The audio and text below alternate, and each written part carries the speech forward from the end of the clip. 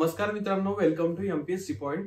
मित्रांनो, तुम्ही जर एमपीएससीचा अभ्यास करत असाल, त्यातल्या त्यात तुम्ही जर एमपीएससी कंबाईन ग्रुप बी आणि ग्रुप सी चा अभ्यास करत असाल तर हा व्हिडिओ तुमच्यासाठी खूप महत्त्वाचा व्हिडिओ आहे. या व्हिडिओमध्ये आपण एमपीएससी पॉलिटी या विषयाची तयारी कशी करावी तसेच पीवायक्यू चे एनालिसिस बघणार आहोत. बेसिकली बघा, आपण अभ्यास करतो परंतु आपला अभ्यास योग्य डायरेक्शनने जर नाही गेला तर आपल्या मार्कांवरती त्याचा परिणाम होतो आणि म्हणूनच एनालिसिस खूप महत्त्वाचा आहे. एमपीएससी मध्ये काही पीवायक्यूज आहेत ते ठराविक पॅटर्नने रिपीट होतात किंवा त्याच्या अवतीभोवतीच प्रश्न फिरत असतात. पॉलिटीमध्ये जर तुम्ही बघितलं तर 2022 पर्यंत 10 प्रश्न कंबाईनच्या परीक्षेला विचारले जायचे, पण 23 पासून आयोगाने पॅटर्न चेंज केलेला आहे आणि या चेंज झालेल्या पॅटर्न नुसार आता 15 प्रश्न तुम्हाला विचारले जातात. सो 15 प्रश्नांमध्ये काही पंचायत राजवर आधारित असतात तर काही पॉलिटीवरती म्हणजेच राज्यशास्त्राचे जसं की संविधान वगैरे या टॉपिक वरती असतात. याविषयीच आपण सर्व माहिती या व्हिडिओमध्ये बघणार आहोत. चला तर आजच्या व्हिडिओला सुरुवात करूया. तर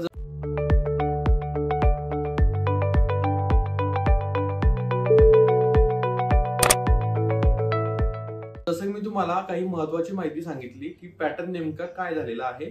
पॉलिटी या विषयाची तयारी करताना योग्य दिशेनेच अभ्यास करायला हवा. जर तुम्ही कंबाईनची तयारी करत असाल तर कंबाईनसाठी आपल्याला काही ठराविक पॉइंट स्किप करावे लागतात, काही ठराविक पॉइंट प्रकर्षाने वाचावे लागतात. मग नवीन विद्यार्थी असतील किंवा जुने विद्यार्थी असतील ज्यांच्या काही चुका झाल्या असतील किंवा ज्यांना पॉलिटीमध्ये स्कोर कमी आलेला असेल तर त्यांच्यासाठी हा व्हिडिओ महत्त्वाचा आहे. कारण मित्रांनो, तुम्ही जर एमपीएससी ची कंबाईन ग्रुप बी 2024 देणार असाल तर ही एक्झाम आहे आता काही महिन्यांवरच येऊन टेकलेली आहे. बघा, डिसेंबर मध्ये एक्सपेक्टेड आहे की जाहिरात येईल आणि फेब्रुवारी मध्येच ही परीक्षा होणार आहे. तर तुम्ही तयारी करत असाल तर तुम्हाला त्यासाठी तयारीला वेग द्यावा लागेल. पण आपण जर प्रिलिमचा सिलेबस बघितला किंवा कोणताही मेन्सचा किंवा प्रिलिमचा सिलेबस बघितला तर तो कव्हर करणं खूप कठीण असतं. खूप सारे पॉइंट्स आपल्याला वाचावे लागतात. पण पॉलिटीच्या बाबतीत असं नाही. जर तुम्ही कंबाईन प्रिलिमसाठी स्पेशली पॉलिटीची तयारी करत असाल तर तुम्हाला महत्वाची गोष्ट म्हणजेच की व्यवस्थित अनालिसिस असणं. जर तुमचं प्रॉपरली अनालिसिस असेल तर तुमचा अतिरिक्त तयारी करण्याचा जो टाइम आहे तो वाचणार आहे आणि जे गोष्ट स्कोरिंग आहे किंवा जो टॉपिक स्कोरिंग आहे त्यावरच तुमचं लक्ष लागणार आहे. बेसिकली बघा, मी एक अनालिसिस म्हणून एक पेपर तयार केलेला आहे. सो इथे तुम्हाला तो पेपर मी दाखवतो. सो हा तो पेपर आहे. बेसिकली यामध्ये जे काही सर्व पीवायक्यूज आहेत ते पीवायक्यूज मी डिस्कस केलेले आहेत किंवा प्रत्येक वर्षी कुठल्या टॉपिक वरती मेन टॉपिक वरती प्रश्न आलेले आहेत ते मी इथं सांगितलेलं आहे. हा पेपर आपण बघणारच आहोत, पण त्याआधी आपण सोर्सेस बाबत बोलूया. पॉलिटीसाठी बघा, बेस्ट सोर्स जे आहे ते इंडियन पॉलिटी एम लक्ष्मीकांत सरांचं आहे. पण त्याऐवजी तुम्ही रंजन कोडंबे सरांचं देखील राज्यशास्त्राचं पुस्तक वाचू शकता, ते देखील बेस्ट आहे. जे तुम्ही अगोदरपासून वाचत आला असाल तेच तुम्ही वाचायचं आहे. म्हणजे जर एम लक्ष्मीकांत पॉलिटी वाचत असाल तर तेच वाचा. जर तुम्ही कोडंबे सरांचं पुस्तक वाचत आले असाल तर तेच वाचा, त्यामध्ये बदल करू नका. आणि त्याला सोबत म्हणून पंचायत राजचं पुस्तक. मग आता एम लक्ष्मीकांत सरांचं पुस्तक जवळपास एवढं जाड आहे, माझ्याकडे आहे इथे. तर ते पुस्तक खूप मोठं आहे. पण जर आपण कंबाईनच्या दृष्टीने बघितलं तर त्यातील काही ठराविकच टॉपिक आपल्याला रीड करावे लागतात. मग ते ठराविक टॉपिक देखील मी तुम्हाला सांगणार आहे. बघा, थोडंसं आपण या अनालिसिस विषयी बोलूया आणि नंतरच आपण पुढील गोष्टी डिस्कस करूया. त्यासाठी आपल्याला तुम्हाला हा पेपर दाखवावा लागेल. सो तो मी तुम्हाला लॅपटॉपवर कनेक्ट होऊन शो करतो. सो बघा, आपण आता आलेलो आहे या पेज वरती. बघा मित्रांनो, इथे बेसिकली मी काय केलेलं आहे, प्रत्येक वर्षी विचारलेले जे काही प्रश्न आहेत त्यांचा टॉपिक तसेच काही म्हणजे डायरेक्टली प्रश्न देखील लिहिलेले आहेत मी, कारण आपल्याला एक आयडिया यावी. बघा, आपण प्रत्येक वेळेस पुस्तक उघडतो आणि वाचायला बसतो, त्यापेक्षा प्रत्येक वेळेस जर तुम्ही हे प्रश्न बघितले, पीवायक्यूज बघितले तर त्याचा फायदा तुम्हाला होणार आहे. तुम्हाला एक आयडिया येते की नेमका आपल्याला अभ्यास कोणत्या दिशेने करायचा आहे किंवा एखादा टॉपिक आपल्याला वाचायचा आहे तर तो किती इम्पॉर्टन्स देऊन वाचायचा आहे, म्हणजे याचा फायदा आपल्याला पेपरमध्ये होणार आहे किंवा नाही. तर हा तौलनिक अभ्यास तुम्ही करता त्याचाच फायदा तुम्हाला पेपरमध्ये होतो. आपण वन बाय वन जे काही प्रश्न आहेत ते बघूया. बघा, काही ठराविकच टॉपिक असतात, ते टॉपिक देखील मी तुम्हाला सांगणार आहे पुढे. पण त्याआधी हे प्रश्न बघून घ्या. कंबाईनचा 2023चा पेपर जर तुम्ही बघितला त्यामध्ये 15 प्रश्न पॉलिटीचे विचारण्यात आले होते आणि हे 15 प्रश्न बघा, त्यातील पहिला प्रश्न आहे संविधान परिषदेच्या कार्याविषयक समितीचे अध्यक्ष. बघा, तुम्ही जर इंडियन पॉलिटी बुक वाचायला सुरुवात केली तर घटनेची निर्मिती हे जे चॅप्टर आहे त्यामध्ये विविध समित्या दिलेल्या आहेत तुम्हाला. तर या समित्यांवरती दरवर्षी आयोग प्रश्न विचारत आहे. ज्या समित्या विचारून झाल्या त्यावरती न विचारता नवीन समितीवरती विचारत आहे. म्हणजे इंडियन पॉलिटी बुक घ्या किंवा तुमचं रंजन कोडंबे सरांचं पुस्तक घ्या, त्यामध्ये तुम्हाला या समित्या दिलेल्या आहेत, त्या समित्या पाठच करून ठेवा आणि ते चॅप्टर खूप इम्पॉर्टंट आहे. घटनेची निर्मिती असेल किंवा घटनेचा सरनामा असेल, हे कंबाईनसाठी तुम्हाला करावंच लागणार आहे. देन पुढचं आहे संविधान परिषदेच्या सल्लागार शाखेने भारतीय राज्यघटनेचा पहिला मसुदा. हे देखील संविधान निर्मितीशी संबंधित आहे, म्हणजे संविधान निर्मितीवर 2 प्रश्न इथे आपल्याला दिसतात.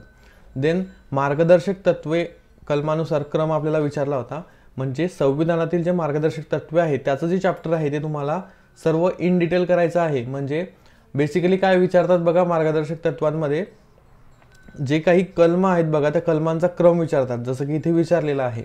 आणि त्यामध्ये झालेल्या घटनादुरुस्त्या विचारतात, घटनादुरुस्त्या जोड्या लावामध्ये विचारतात किंवा त्यांचा क्रम विचारतात. सो हे एवढं तुम्हाला करायचं आहे मार्गदर्शक तत्वांसंबंधी. देन महाधिवक्ता. महाधिवक्ताचं बघा इथे देखील प्रश्न आहे, पुढे मी तुम्हाला सांगतो. सो इथे तुम्ही महाधिवक्तावरती क्वेश्चन बघू शकतात. बघा इथे मी लिहिलेले आहे 2022चे प्रश्न आणि महाधिवक्ताचा हा प्रश्न इथे बघू शकतात तुम्ही. प्रत्येक राज्याला महाधिवक्ता असावा असे कोणत्या कलममध्ये म्हटलेलं आहे. म्हणजे महाधिवक्ता चॅप्टर खूप इम्पॉर्टंट आहे, ते तुम्ही करायचंच आहे. पुढे आपण जर बघितलं बघा 2021च्या पेपरमध्ये आपण बघितलं तर इथे प्रश्न आपल्याला दिसत नाही. आता काही अपवाद असू शकतात, कारण प्रत्येक वेळेसच प्रश्न येईल असं नाही, पण मोस्टली प्रश्न बघा आहे. बघा प्रश्न इथे 4था प्रश्न आहे, राज्याच्या महाधिवक्त्याविषयी योग्य विधान निवडा. म्हणजे 21, 22, 23 तिन्ही वर्ष आलेला आहे प्रश्न. त्यामुळे महाधिवक्ता चॅप्टर तुम्ही चांगलं करून घ्या. 2020चा जो पेपर होता तो थोडा म्हणजे त्यातली पॉलिटी जे आहे ते थोडं लेवल त्याची हार्ड होती, मीडियम टू हार्ड म्हणू शकतो आपण. त्यामुळे त्यामध्ये प्रश्नांचं थोडं स्वरूप वेगळं आहे. बघा पॉलिटीचा अभ्यास करताना तुम्हाला पंचायत राज देखील रीड करावं लागतं. पंचायत राजवर 2023च्या पेपरमध्ये एकच प्रश्न विचारण्यात आला होता किंवा 73वी घटनादुरुस्ती विचारण्यात आली होती, ती देखील आपण पंचायत राजची मानू शकतो. पण डायरेक्टली क्लिअर एकच प्रश्न होता सरपंचाविषयी, सरपंचाचे अधिकार व कर्तव्ये आपल्याला अयोग्य ओळखण्यासाठी सांगितलं होतं. म्हणजे पंचायत राजचा अभ्यास करताना तुम्हाला एक गोष्ट लक्षात घ्यायची आहे की तुम्हाला सरपंच, ग्रामपंचायत, ग्रामसभा हे जे टॉपिक आहे ते खूप चांगले करून ठेवायचे आहे. टॉपिक आयोगाचे प्रश्न त्याभोवतीच फिरतात आणि म्हणूनच मी तुम्हाला सांगतो आहे की तुम्ही ते व्यवस्थित करा. देन आपण जर बघितलं तर तुमचं ग्रामपंचायत, त्यानंतर पंचायत समिती आणि जिल्हा परिषद याच्यावरती तुमची चांगली कमांड असायला हवी. मग आता इतर तुम्ही वाचायचं नाही का, तर वाचायचं, पण जास्त फोकस यावरती असावा तुमचा, जास्त लक्षात ठेवण्याचा प्रयत्न हे टॉपिक करायला हवे. तसेच ज्या काही पंचायत राजच्या समित्या आहे बघा, त्या समित्या त्यांच्या शिफारसी चांगल्या करून ठेवा. 2000 बघितला आपण इथे बघा 2021 किंवा 22ला प्रश्न आहे त्याविषयी. बघा ही कोणती समिती पंचायत राज संबंधी नाही, तर हा प्रश्न जो आहे 2022चा आहे. त्या समित्यांवरती देखील फ्रिक्वेंटली प्रश्न येत असतात. आपण फक्त प्रीचं बघतो आहे, पण मेन्सला देखील रिफ्लेक्ट होत असतात प्रश्न.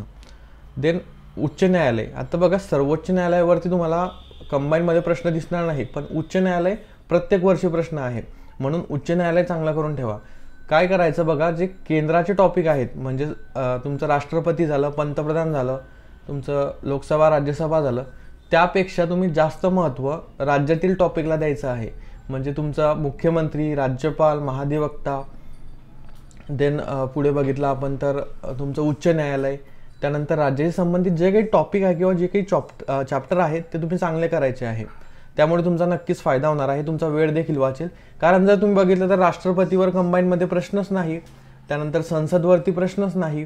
मग ते एवढे मोठे टॉपिक खूप डिटेलमध्ये जाण्यापेक्षा थोडं वर वाचून घ्या, जेणेकरून आला तर कव्हर झाला पाहिजे. मी असं नाही म्हणणार की तुम्ही डायरेक्टली वाचू नका, वाचा तुम्ही, पण जास्त फोकस जो असेल तो राज्यावरती असू द्या. कारण कंबाईन एक्झाम थोडी राज्य ओरिएंटेड आहे, म्हणजे सर्वच MPSCच्या एक्झाम तर राज्यासाठीच असतात, पण थोडं यावरती प्रश्नांची लेवल जी आहे ती राज्य लेवलची विचारली जाते. म्हणजे तुमचं मंत्रिमंडळ असेल, मुख्यमंत्री व मंत्रिमंडळ ते चॅप्टर, त्यानंतर इतर काही उच्च न्यायालय असेल तर यासारखे चॅप्टरवरती तुमचा फोकस असायला हवा. उच्च न्यायालयाबाबत प्रश्न आहे बघा. आणि 24 एप्रिल हा कोणता दिवस? पंचायत राज दिन होता. हा देखील पंचायत राजचा प्रश्न आपण मानू शकतो. म्हणजे 2 प्रश्न आपल्याला इथे पंचायत राजचे दिसतात. मॉन्टेग्यू चेम्सफोर्ड कायदा, या कायद्यावरती प्रश्न आला. त्यानंतर कलम बघा, डायरेक्टली कलम आणि अयोग्य जोडी ओळखायला लावली होती आपल्याला. काही कलम दिलेल्या होत्या आपल्याला मूलभूत हक्काविषयी. सो मूलभूत हक्क देखील चांगलं चॅप्टर तुम्ही करायचं आहे. त्यानंतर विविध ज्या समित्या आहेत बघा, सरकारी आयोगविषयी आपल्याला विचारलं होतं इथे. निवडणूक आयोगाची कर्तव्ये, देन कोणत्या राज्यामध्ये विधान परिषद नाही, बघा हा देखील स्टेट लेवलचा प्रश्न आहे. घटना दुरुस्त्या आहेत काही महत्त्वाच्या, त्याविषयी विचारलं होतं. म्हणजे प्रश्न जर तुम्ही बघितले तर तिथेच फिरतात. बघा मी हा जो पेपर आहे तो डिस्क्रिप्शनमध्ये दिलेल्या लिंकवर अपलोड करेल, तिथून तुम्ही तो बघू शकाल, जेणेकरून तुम्हाला आयडिया येईल की कोणत्या टॉपिकवरती दरवर्षी प्रश्न येत आहे. आता हे तर झालं मित्रांनो आपल्या या PYQsबद्दल. आता पुस्तकातील जे रिव्हिजन आपल्याला चांगलं करायचं आहे ते टॉपिक कोणते आहेत ते आपण बघूया.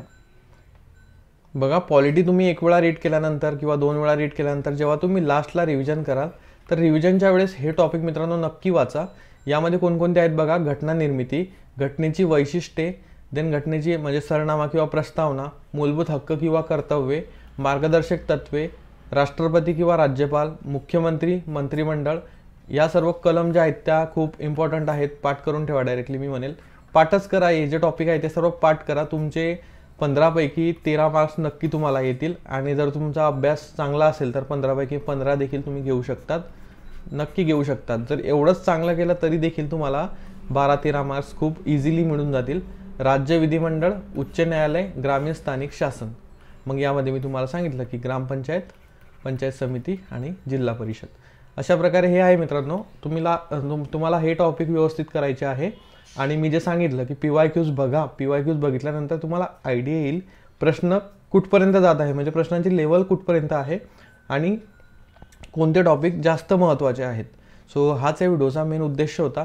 आपण काय करतो, खूप पुस्तक पूर्ण वाचत बसतो आणि पुस्तकातील आपल्याला प्रश्न काही म्हणजे आपण जे वाचलेलं असतं ते वेळेवर आठवत नाही. कमी जर आपण वाचलं असेल, लिमिटेड वाचून चांगलं वाचलं असेल तर पेपरमध्ये नक्की त्यांचं मार्कांवरती परिणाम होतो. त्यामुळेच मी हा व्हिडिओ बनवणं मला इम्पॉर्टंट वाटलं.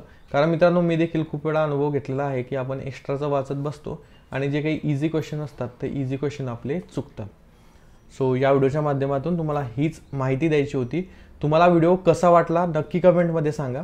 आणि चॅनलला पहिल्यांदा व्हिजिट करत असाल सबस्क्राईब करून घ्या. मी बेसिकली व्हिडिओमध्ये इतर कुठलाही टाईमपास न करता प्रॉपर 100% तुमच्या फायद्याचंच नेहमी बोलत असतो. त्यामुळेच आपला 100Kचा एक फॅमिली पूर्ण झालेली आहे. आणि तुम्हाला देखील त्याचा भाग व्हायचा असेल तर जे लाल कलरचं सबस्क्राईब बटन आहे ते तुम्ही प्रेस करा. आजच्या व्हिडिओसाठी एवढेच. भेटूया पुढच्या व्हिडिओमध्ये. Thank you for watching.